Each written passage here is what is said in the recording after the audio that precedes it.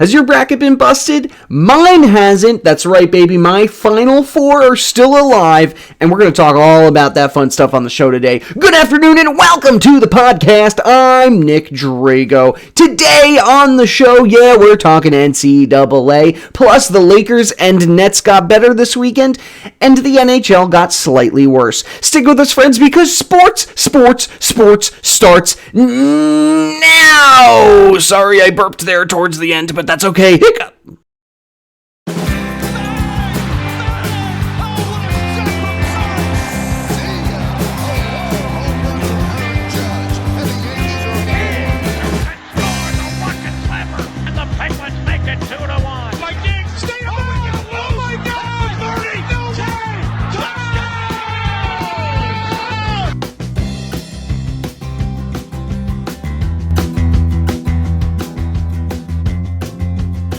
And welcome to the Sports Podcast with me, your host, Nick Drago. This is the only show on the planet where we talk about sports.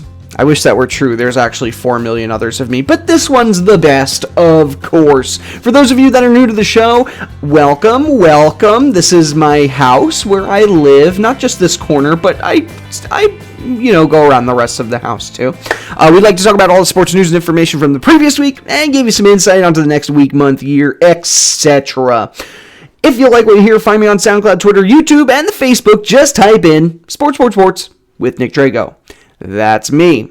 Or you can email me directly, sports3xpodcast@gmail.com. Okay, friends. Have you guys had a good time? You're having a fun weekend out there? We had a little sun, had a little rain. That's not as fun. I made a fire pit, and that was cool. And I had a beer, or a few beers. But that's also cool, because fun. Anyway, let's talk sportsketball. That's a real sport, right? It's a sport that encompasses all the other sports. That's the true spirit of sportsketball. Now, let's talk, of course, about the NCAA tournament, because games are going on right here, right now, as I'm talking to you. So this will not be the most up-to-date, but that's okay. Gonzaga got the best of Creighton today, 83-65. The Zags are moving on, and we're all not surprised. USC and Oregon, they played late tonight. Honestly, that game could go either way. I don't think either of those teams has what it takes to beat Gonzaga. I do have Gonzaga as one of my final four teams, and I think it's going to remain that way. Michigan and FSU. Michigan's ahead. We're early in the second. It's a 10-point game, but I really don't think Florida State has what it takes. I'm rooting for Michigan in this one. And I have Alabama and UCLA. That game's also later on tonight. My final four out of that group is Alabama. That's right. Roll Tide. Still alive. In the South, you have Baylor not an upset. Definitely not an upset. Lost to Villanova. Beat Villanova. Oh my goodness. What's the matter with me? They beat Villanova 62-51. Final score. So Baylor moves on. Arkansas just barely got past Oral Roberts, 72-70. That's right. It was down to the wire. Such a close game. As much as I would have liked to see a 15 seed in the Elite Eight, I did choose Arkansas to upset Baylor in my Final Four. So that's where I'm going to stick with this one. That game is going to be tomorrow, by the way. And then in the Midwest, Oregon State beat Loyola Chicago, and then Houston beat Syracuse. I have Houston in my Final Four in that one, so I'm picking Houston over Oregon State, Arkansas over Baylor. You heard me right.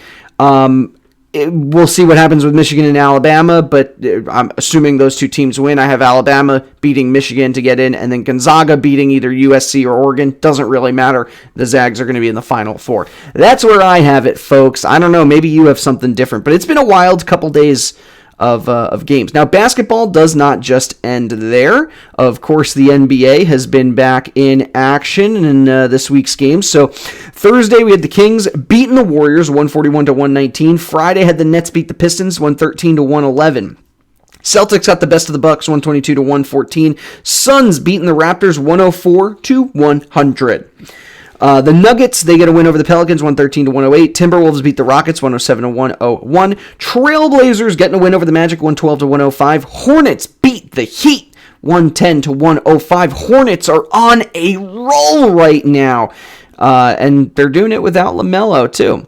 Pacers get a win over the Mavericks, 109-94. Jazz beat the Grizzlies, 117-114. Warriors fall to the Hawks, 124-108. Lakers get a win over the Cavaliers, 100-86. Yesterday's games, you had the Rockets beating the Timberwolves, 129-107. Knicks beat the Bucks. Yeah, you heard that right. Bucks lost to the Celtics, and then the Knicks the next day, 102-96. Wizards get a win over the Pistons, 106-92. Spurs, they beat the Bulls, 120-104. Pelicans beat the Mavericks, 112-103. Celtics get a win over the Thunder, 111-94. Jazz beating the Grizzlies, 126-110. Clippers getting a win over the 76ers, 122-112. And the Kings beating the Cavaliers, 100-98. The only game that's finished for today, Suns beat the Hornets in overtime, 101-97. A couple other games tonight. By the time this airs, those games will already be played, but that's the Raptors and the Trailblazers, Nuggets, Hawks, Lakers, Magic, and then tomorrow's games. Anything exciting in here? Knicks and Heat, maybe? A lot of duds. Bucks and Clippers. I would watch that. The Bulls are on the rise. They're taking. They're going to take the court against the Warriors, so that could be exciting. Let's take a look at these standings, though. This will give us some more insight here. So the Nets and the Knicks, the Nets and the 76ers are 1-2 right now. Sixers on top, 32-14. Nets are 31-15. Now the Bucks, they're 8-2 in their last 10. They won 8 of their last 10 games, even though they lost the Celtics and Knicks this weekend. That just sucks to suck for the Bucks to buck. The Knicks are in fourth at the moment at 24-22. Yeah, not a great record, but they're 6-4 in their last 10. Same with the Hornets. They're one game behind them. So are the Hawks, one game behind the Knicks. So both of them are 23-22. Celtics are 23-23, and Heat are 22-24. So those are your top 8. Those are your playoff teams at the moment. Now the Pacers are one game out. 21-23. They're 5-5 in their last 10. The Heat have dropped a couple too recently. The Bulls are 19-25. They did make a couple of trades this weekend, so yeah, they look a little bit better, possibly a playoff team. The Raptors are just a disappointment right now. They're 1-9 in their last 10. The Raptors can't pull it together. We really thought they were going to trade Kyle Lowry. They ended up holding on to him at the deadline. Cavaliers are in there as well. Then the Wizards, the Magic, the Pistons, right? Those are the teams that probably don't have a shot unless they really take off in the next few weeks. Oh, wait, I almost clicked away. We got a whole nother conference to talk about.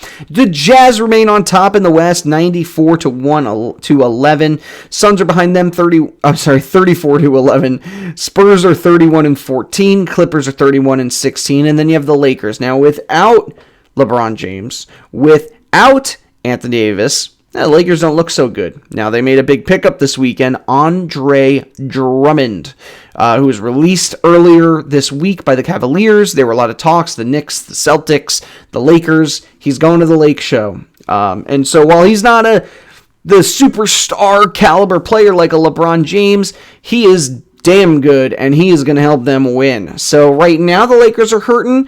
Come playoff time, watch out. Nuggets, they're in there as well, 27 wins, followed by the Trailblazers, also 27. Spurs are 23-20, Mavericks 23-21. Mavericks on a bit of a roll. Grizzlies and Warriors and the Kings and the Pelicans are all somewhat close-ish range, and then you have the Thunder not too far off. Rockets and Timberwolves, they are way bottom of the barrel right now. Way bottom of the barrel. So the West is a little bit more jam-packed than we would have thought. There's a lot of competitive teams there. We'll see what happens. The Nets, they were the other team that added depth with LaMarcus Aldridge. He was traded. Was he traded or was he released by the Spurs? He was bought out by the Spurs. The Nets landed him. So another talented player to join their roster. Now, remember, they did the same thing, bringing in Blake Griffin. Remember, these are not the same LaMarcus Aldridge and Blake Griffin that you saw 5, 6, 7 years ago. They're older, they're slower. They're not James Harden. They're not Kevin Durant. But those are the type of position players or players on the bench that win championships. So if you have Blake Griffin and LaMarcus Aldridge riding your bench right now, yeah, you got some depth on your roster. The Nets are definitely the favorite right now to win it all, especially with the Lakers hurting. Maybe in a couple of weeks, if the Lakers get healthy again, I would say the Lakers. But right now, oh, Brooklyn, you make me sick, but darn it, there you are. I mentioned the Lakers bringing in Andre Drummond.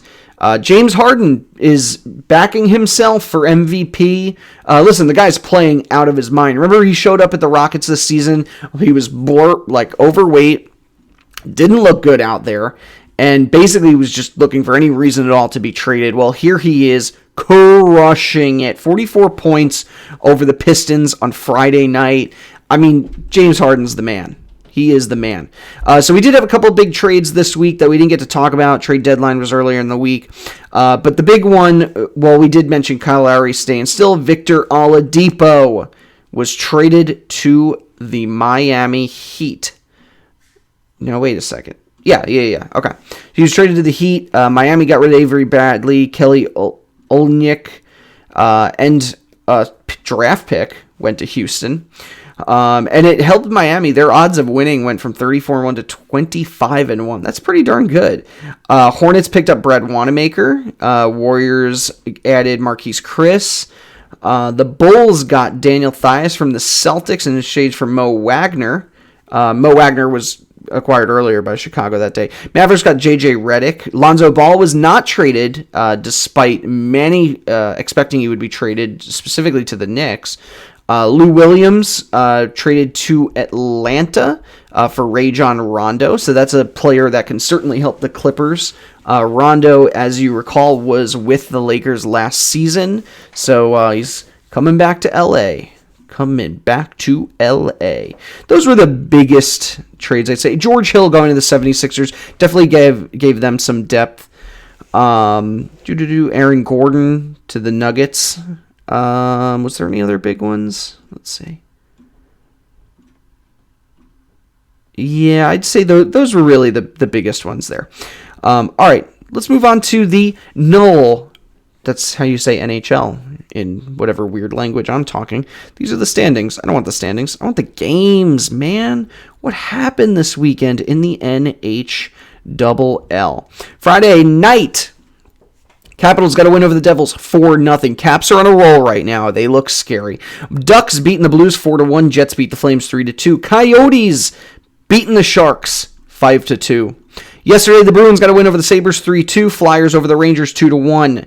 The Red Wings beat the Blue Jackets 3-1. Avalanche fall to the Golden Knights in overtime 3-2. Amazing. Oh man, who was it? I think it was the Avalanche. Who's the Avs goalie? Yeah, Grubauer had an amazing save that night.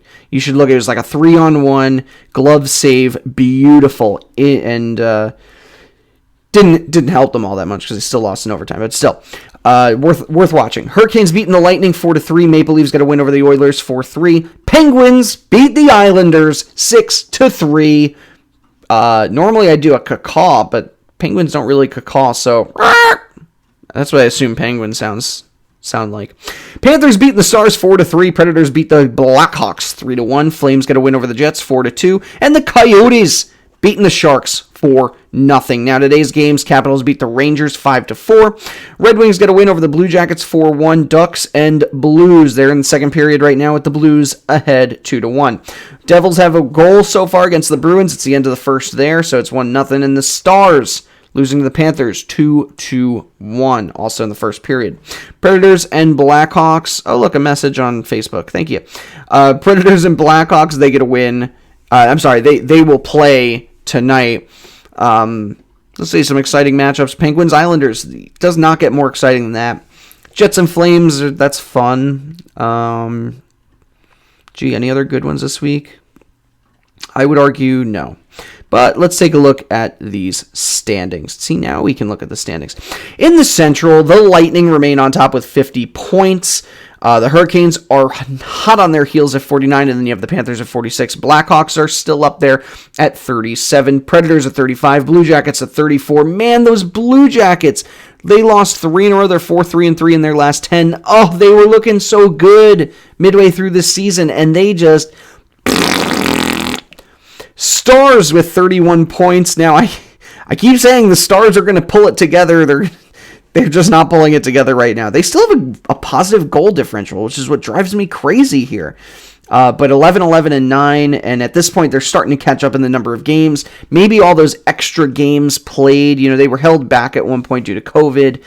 Maybe all these extra games played will help slow them down. I don't really know, but they're catching up quickly, and it doesn't look like they could be a playoff team, even though I was saying 2 weeks ago that they could be a playoff team. I don't know. And then you have the Red Wings at 26 points. Going into the East now, the Capitals, like I said, they're looking really darn good. 9-1-0 in their last 10. 50 points for them. Islanders are not far behind at 48, but they did just drop one of the Penguins. Penguins, by the way, up until last night's game against the Islanders, well, we can count that. In the last, I want to say, since February, they have let up no more than 2 goals. Only twice? They've only had 2 games where they've let more than 2 goals in the net. That is some superb goaltending by Tristan Jarry and Casey DeSmith, so I got to give them props. Penguins at 46 points, not looking so bad. Bruins at 39, now they're definitely in it. Now, they've also only played 30 games compared to some of the other teams. So you tack on an extra 5 games from that, and yeah, the Bruins are pretty darn good. They're 5-3-2 in their last 10. Yeah, they could be higher up on these standings, but they're definitely not out of it. Now, the Flyers are 36. That's a tougher hill for them to climb. Rangers at 34, Devils at 28, and the Sabres at 16. Now, a week ago, I would have said, the Flyers, the Rangers were kind of in it, but even though the Flyers and Bruins are only 3 points away from each other, the Flyers have played 3 more games. Again, I think the Bruins are going to take off, but we'll see. In the West, you have the Golden Knights at 47, Avalanche right behind them at 46. That's what makes the games between those two so exciting. Avalanche, by the way, 8-0-2 in their last 10. Wild at 43 points, Blues at 37, Coyotes at 37. Yeah, Coyotes are in it right now. Kings at 32, Sharks at 30, and the Ducks, quack quack, at 26. And going into the Great White North, the Maple Leafs at 26 points, followed by the Jets. That's right, the Jets at 44, Oilers at 43, Canadians at 37, and the Flames at 35. This is why I said Jets-Flames. That's an exciting matchup, sure, because they're rivals, but also because the Flames are just out of the playoff race right now. Canucks are also at 35. They can get in, and the Senators at 28. This is an exciting division, because right now you have 4 playoff spots, and 5 of 6 teams are within. They are right there. You're going to have 2 teams essentially shut out of the playoffs. So there's still plenty of time left in the season. But, yeah, exciting stuff. Let's look at the stats, by the way. Connor McDavid, of course, is on top here, followed by his teammate Leon I'm not even going to try and pronounce that last name. Draisaitl. Oh, I always struggle with him. Patrick Kane's in there, of course, at 46. Mitch Marner, 42. Sidney Crosby, look at you in points. Working your way up there at 39. Way to go, Sid. If you look at goals, Austin Matthews is the guy at 22 goals. Connor McDavid right behind him at 21. It's going to be a nice race between those two. Mikko Rantanen and my good friend Leon, also not too far off on that list. And then when you go to the assists, Connor McDavid, 41 assists. Good for you. Looking at the goalies, Mrazek is crushing it in save percentage and goals against average. Gotta love that. Casey DeSmith, the Penguins' backup, is pretty high up there. I always like to mention that because I love the Penguins. But all right, moving on. So NHL, they had quite a debacle this week. Tim Peel, the referee, was fired by the NHL. Why, you may ask? Well, he was caught on a hot mic. They heard his microphone pick up him after giving the Predators a penalty. He said something about wanting to get an early penalty against the Predators. Now, this is essentially proving what we've all assumed for years, is the NHL tries to manipulate games. They try to make it exciting. interesting. Try to make it so that the lesser team has a chance against the bigger team. Now we know it exists. Of course, the NHL and all of this is acting shocked, surprised, couldn't believe what they were hearing. But other things have been popping up this week. Another referee, Eric, where is his name? I just saw it. Eric Furlow. Where was it? Hold on.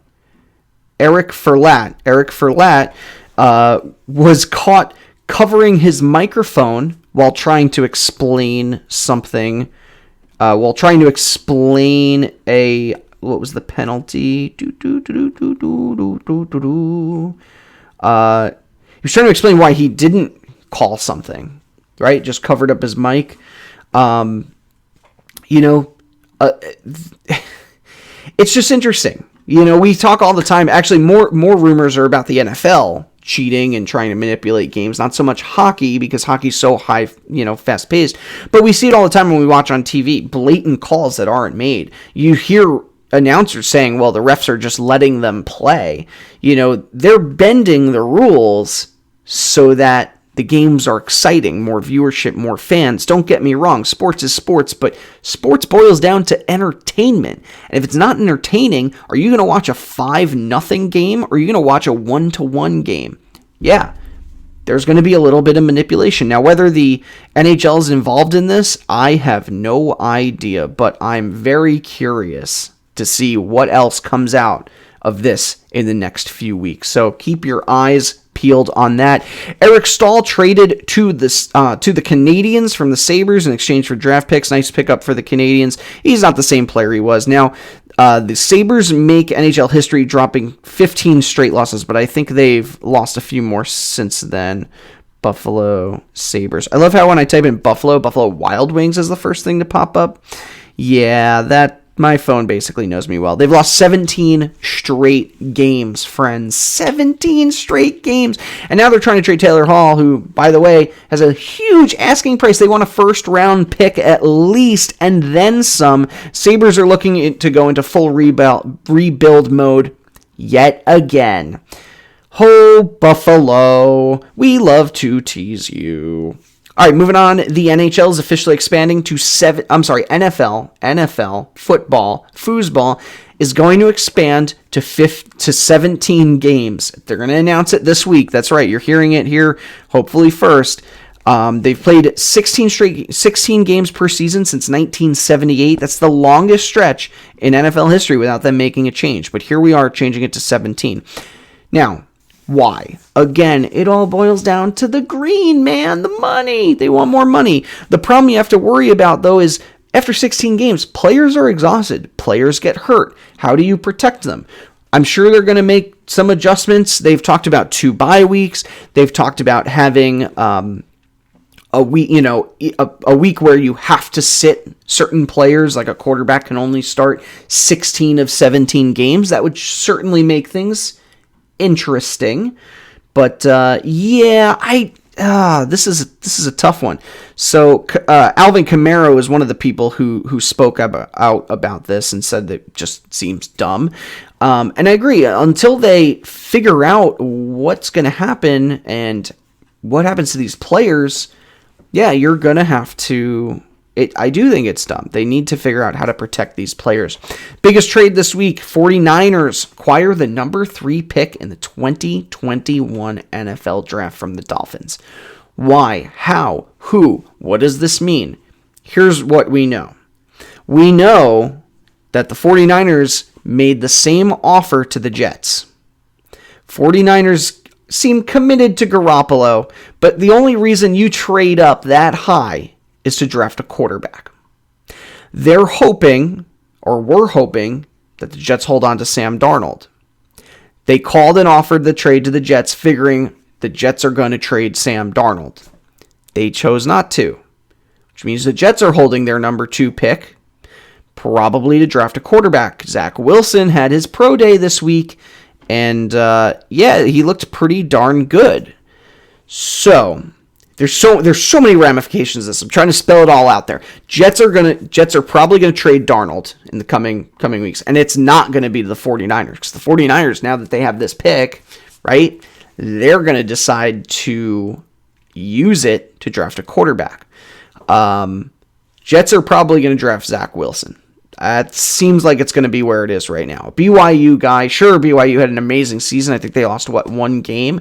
Oh, but they played nobody. Literally nobody. Yeah, they played Boise State at one point, right? That was the only big game this season. It's fine, whatever. That's what you want to do, Jets. That's what you're going to do. Sam Darnold is probably going bye-bye. Don't know where, don't know how, don't know when. But that's probably going to happen. Now, the Eagles also traded up, possibly I've heard quarterback, but honestly, they just made this whole big deal about Jalen Hurts. Jalen Hurts is going to be the quarterback. They just signed Joe Flacco to be his backup. Eagles traded up, but I think they're going to use it on a different piece. That's big day. Big day. Zach Wilson to the Jets. He actually looked pretty darn good.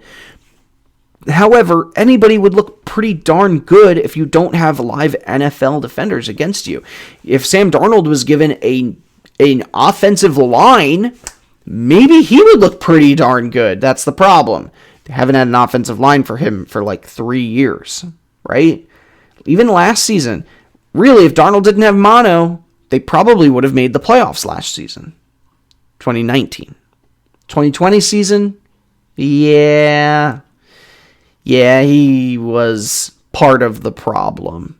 But again, a really good offensive line could have been the solution.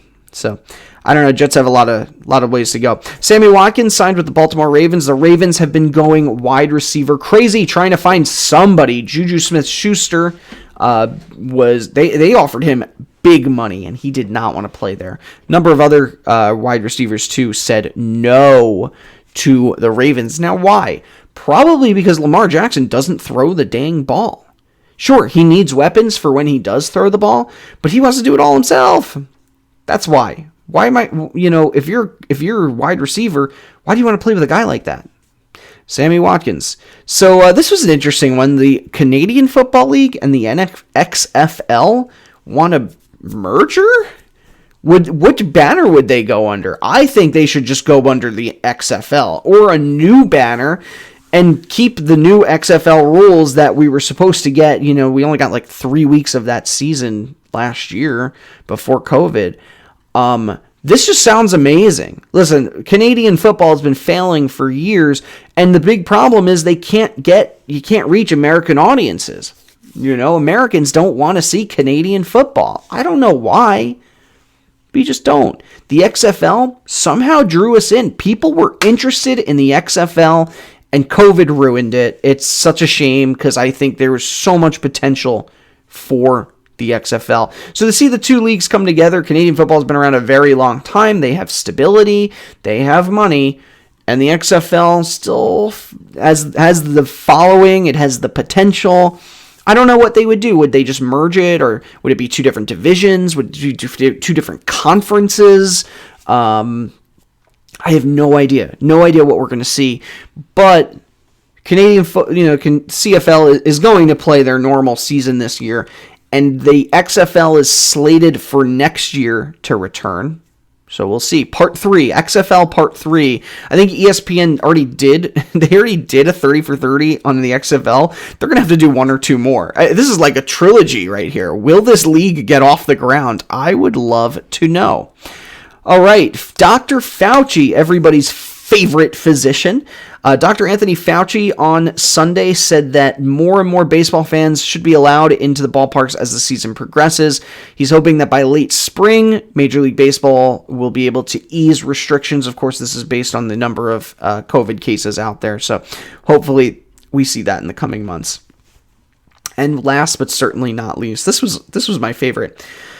My new favorite minor league team, the Savannah Bananas. Yes, that is their name, and I love it. The Savannah Bananas created a new rule in their stadium. They let fans catch foul balls for outs. And you know what? In a world where Major League Baseball is trying to speed up the game, that's not such a bad idea. Now, I can certainly see the MLB not going for that. You have players out there who literally make a career out of slowing down pitchers, But, oh man, that's kind of fun. Like, yeah, you get a souvenir, you get to make a difference in the game. Savannah Bananas, I love the idea. I hope it works out.